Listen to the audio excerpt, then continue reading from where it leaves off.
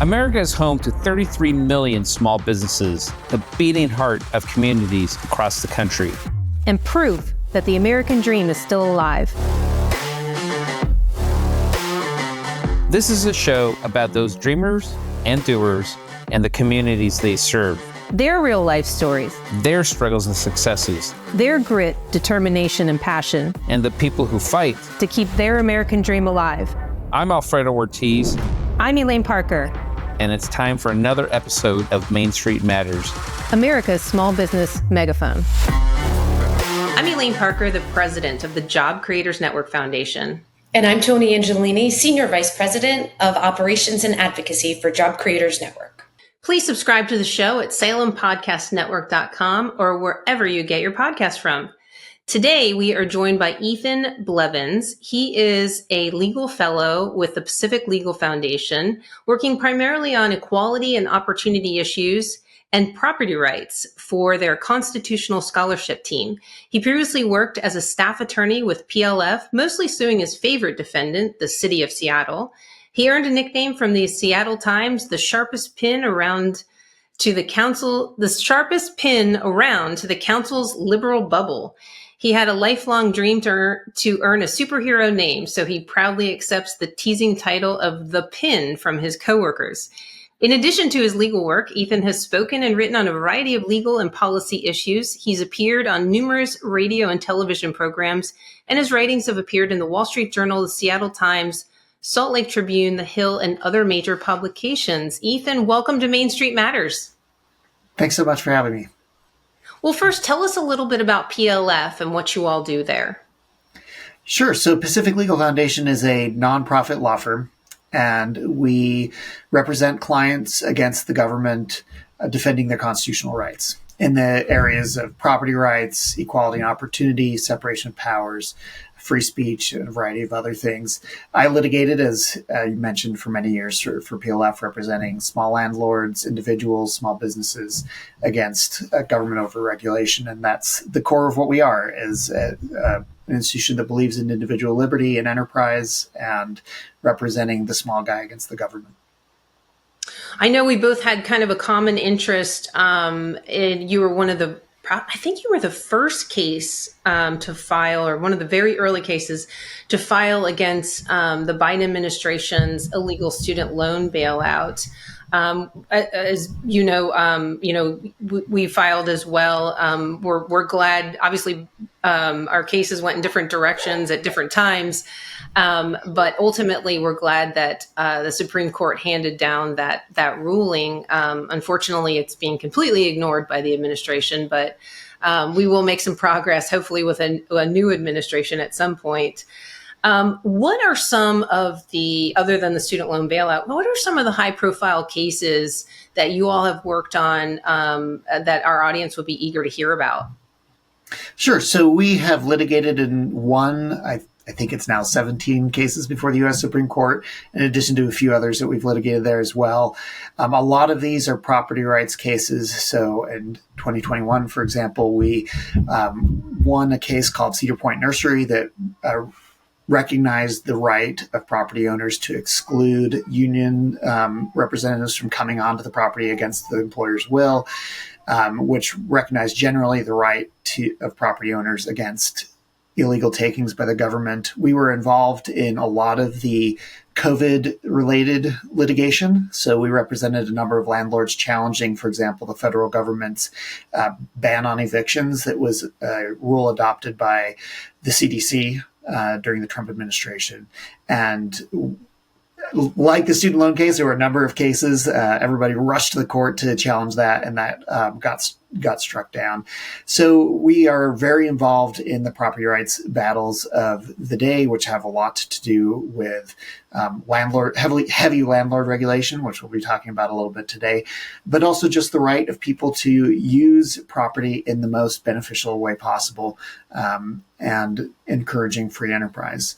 So we also are very involved in cases involving affirmative action, where we challenge programs that discriminate against individuals based on race. So, for example, the Biden administration adopted a farm loan program that favored people based on minority status, racial status. We sued over that. The administration ended up backing away from that before that was fully litigated because we stepped in and challenged it. So we're involved in a lot of different areas, but those are a few examples. Ethan, I am sitting here in central New Jersey, where any realtor that you talk to will tell you there is absolutely no inventory on the market. There's just simply a housing crisis here. And I know that recently you had an op-ed that you published referencing President Biden's new rent control program. And in it, you touch on how that will completely inflame the housing crisis and actually make it worse, especially in areas like mine. Tell us a little bit more about sort of the negative impact that his proposal will have, and more about your op-ed, please. Sure. So as you know, there's a real problem. We are in the midst of a housing crisis, and the president here is offering a false solution to that real problem. And we have no more authoritative a source than Hulk Hogan in the Republican National Convention, who said, housing costs are out of control. And then, he rips off his shirt. So that demonstrates the scope of the problem. So the president, 3 months before he gave his rent control proposal, gave the real solution in a talk in the same location in Las Vegas. He said, build, build, build. That is the answer. We need more supply, as you've noted. Rent control does the opposite. So what President Biden is proposing is to impose a nationwide cap on rents. It's a remarkable proposition that the federal government thinks that it can control the entire housing rental market supply. But that's what he's proposing to do. What this does is it drives landlords out of the market, so they convert their rentals to some other use, whether it's a condominium or something else. They leave the market, so that reduces supply. And then it also discourages investment. Investors are looking for places to spend their money. They look at a heavily regulated industry like the housing development industry and say, you know what, no thanks. I'm not going to get a lot of return on my investment if I know that landlords can't, for example, keep up even with inflation because there's a rent cap that prevents them from keeping up with the market. So this will mean less supply when we are already over 1 million units under in the amount of supply that we need to keep up with growth. So the president is offering a completely unrealistic solution that won't just not help, it'll make things worse. You referred to some of this proposal as throwing candy into the crowd. What do you think he's aiming to do here, or was aiming to do just a few short days ago? Where is the crux of his motivation to do this coming from if it's only going to exacerbate this already problematic housing crisis? Well, I think the fact that 3 months prior to that speech, he was saying build, build, build, and he was encouraging proposals that would help us build, and then 3 months later, closer and closer to the election as the heat is increasing, all of a sudden he's proposing rent control. I think that says a lot, which is that he knows that this is a popular idea. It's growing in popularity. I think due to, unfortunately, a lot of ignorance about the economics. People don't know what a disaster it's been in places where it's been tried, and they think that, hey, let's give it another shot. So it's an easy way to kind of energize his base, I think, is largely what it is. That's not to say it's not serious, that it might become an actual bill eventually. I don't know if there's any realistic proposition of, in its current state, Congress actually adopting it, but you never know these days. So I think to some extent it should be taken as, just campaign banter, that he's just trying to energize the base, but that doesn't mean that it's not being taken seriously by voters. Yeah, forgive my sort of lack of knowledge about tenant landlord laws, but I was a landlord, which was an interesting experience for a short amount of time. Probably not something I would do again. I thought that the landlord laws and this type of the laws were at the state level. California has its own set of tenant landlord laws, that would sort of govern these things. How does the federal government get involved in like a national rent cap like this? Well, I think there's a big question about whether it's legal for that reason. That this traditionally states are in charge of their own property laws, especially with respect to housing. We've long understood that that's a matter of state and local law.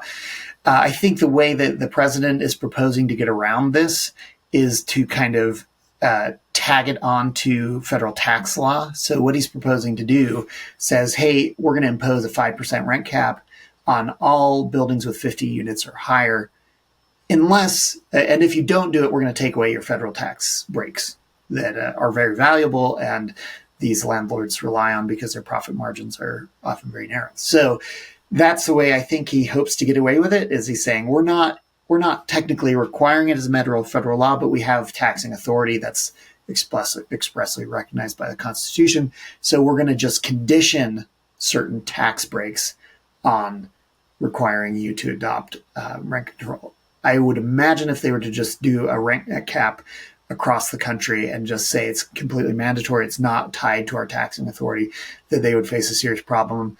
I think there's an important question whether they can require you to essentially waive your rights against this overregulation on condition of getting a tax break. So there is, I think, a large question about whether it's legal. As a policy matter, we live in a federal government where we have 50 states, and there's good reason for that. We want states to be able to experiment, try things out. California has statewide rent control. It's been a disaster. States want to be able to, respond rationally to that and say, we don't want that. And so this is sort of an attempt to preempt all that experimentation. This is essentially price controls. I mean, the federal government tries to do it in our pharmaceuticals and other areas. This is price controls on housing instead of letting the free market drive the price. What are sort of the broader implications of price controls in our economy? Coming from sort of that conservative free market side of things. Explain that to our audience. Sure. Well, there's a few things. The first is that, we have the age-old inexorable laws of supply and demand. That's sort of the fundamental base for everything that goes on in the economy. And when you put some kind of artificial price control, it affects that supply-demand curve and often will result in a shortage. So if you cap supply, if you cap price and it can't go up to match demand, that means not enough of it's going to be produced. And that's exactly what goes on. The housing market is just as, there is, I think, a popular notion that housing's different, that it's not, that it's somehow not subject to the typical laws of supply and demand that you'd see for movable goods. But it is. It's subject to the same rules. So you artificially limit prices. That tells the industry that they're not going to be earning as much. They're going to look for other ways to, and people are going to leave the market. They're going to do other things with their money. Investors are not going to invest in as much, and a shortage results. It's a very predictable pattern, both in housing and elsewhere where price controls are imposed. Do you think, sorry, just one more question. Do you think that exempting new construction from the rent controls won't prevent the negative impacts on the housing market?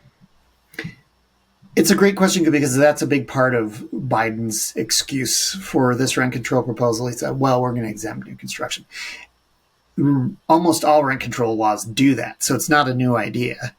And they still have this negative impact. The reason being that if you cap rents artificially low in a segment of the market, again, you're creating, you're essentially creating an artificial shortage. That's going to drive up prices in the uncontrolled market. So that means all that new construction is going to be much more expensive for renters and for landlords alike. So you can't just say, when you have this integrated market, you can't just say we're going to artificially cap prices on just one segment of it. It affects the entire market. So the prices go up in the uncontrolled market, and all of a sudden people can't afford those units anymore. Meanwhile, of course, the people in the rent-controlled units are sitting pretty, and they stay there because they know that they have a good deal and they don't want to go elsewhere. So that reduces mobility. It prevents people from living close to work or living in the units that are going to be best for their family. So it distorts this market in all sorts of negative ways. You referenced earlier what a failure it was in California. Where else has this been attempted, and what were the results in other regions of the country?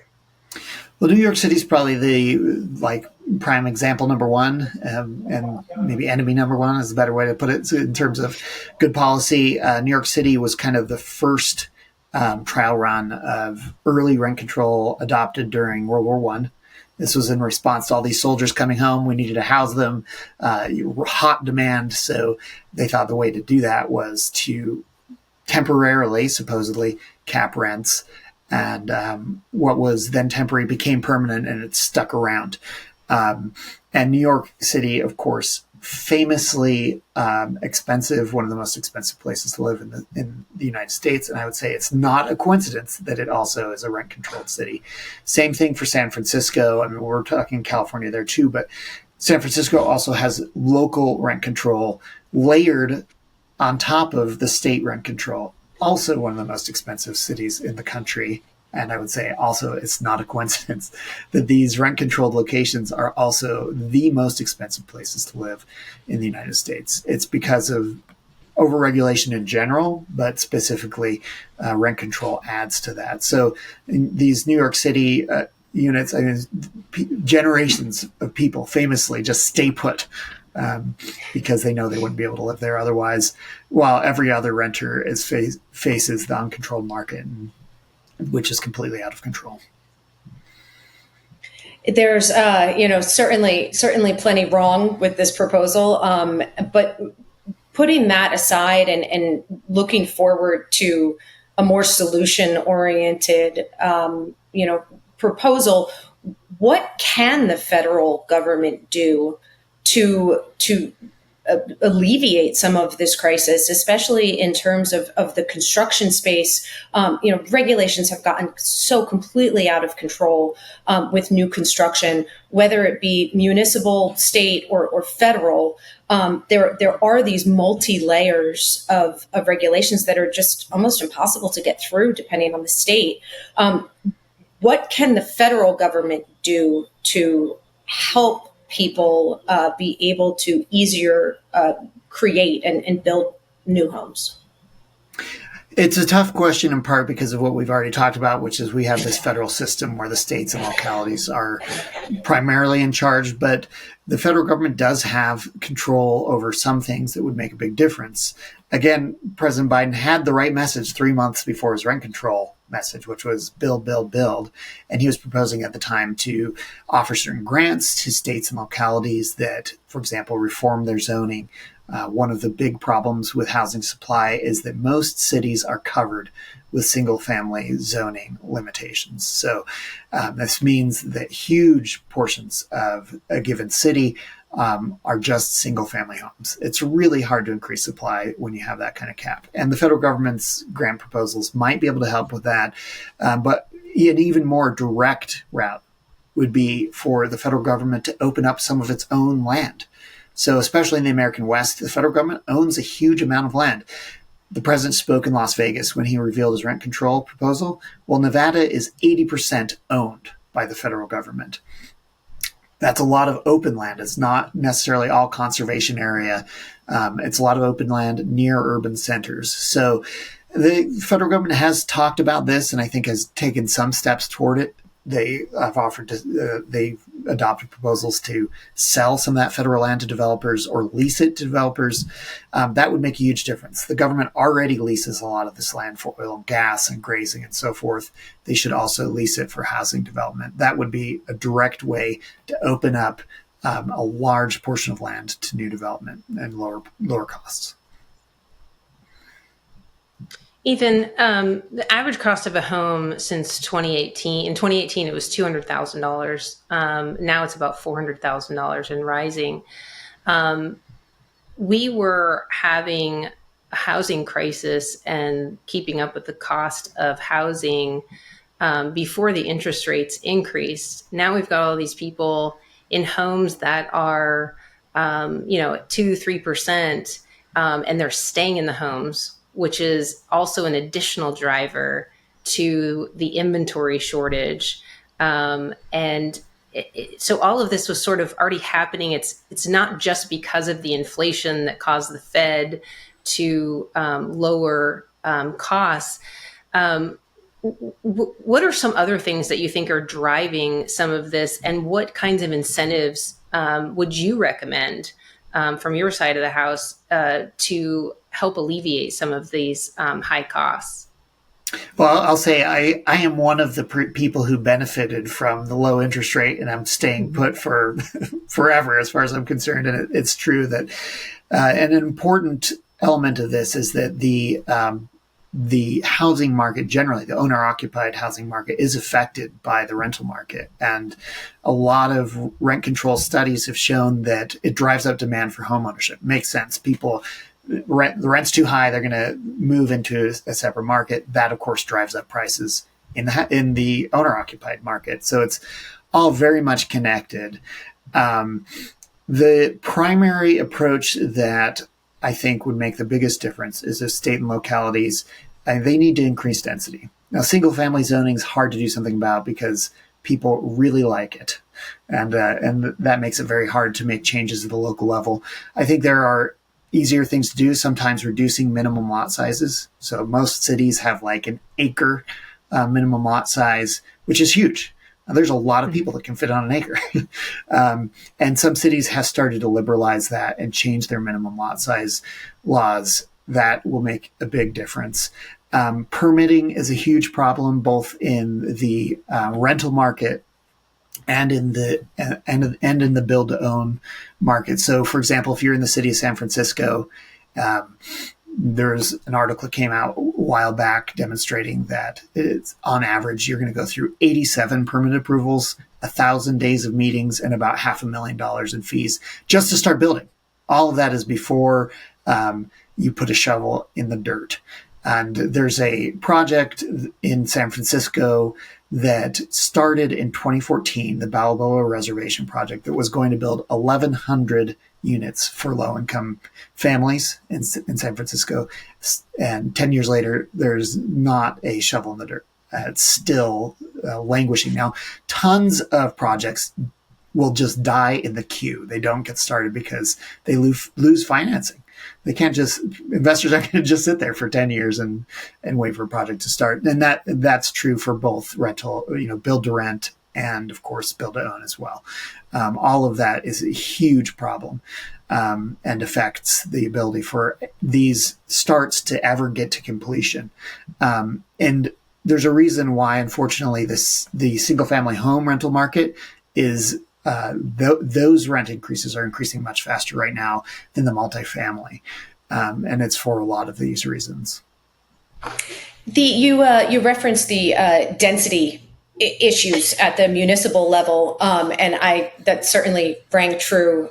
There's a development going on in my hometown that has been stopped at least 3 different times now because locals are concerned about the tax that it will have on the school system.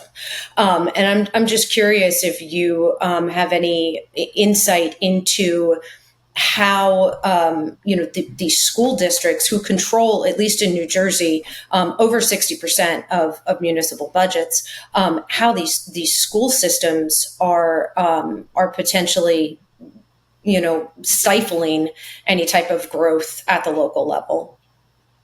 I've certainly heard of that happening elsewhere. I think one of the big problems is hinging funding on local property tax, and I think if we were to change that would reduce a lot of that lobbying power and the poor incentives that come with it. That is certainly something that is close to our hearts here at Job Creators Network. But that's for a different discussion, certainly. Please tell our audience how they can, get more information on this rent control issue, and where they can find your work and everything that the Pacific Legal Foundation has been up to. Sure. So pacificlegal.org is our website. And if you go under articles, you'll see my recent article that we've been talking about today about President Biden's proposal that talks about some of the general and very well-known side effects of rent control. And generally, pacificlegal.org is a great resource to see what we're doing in the housing area. We're challenging a lot of these things we've been talking about, like occupancy limits, limits on building things like mother-in-law cottages, as we're trying to help local governments actually expand supply instead of restricting it. So all of that there is at pacificlegal.org. Well, Ethan, thanks so much for taking the time to join us on Main Street Matters, America's Small Business Megaphone. And thank you to our audience for taking the time to tune in and listen. Main Street Matters is part of the Salem Podcast Network, and new episodes debut every Wednesday and Friday. Please subscribe at salempodcastnetwork.com or wherever you get your podcast from, and we'll be back soon with another episode.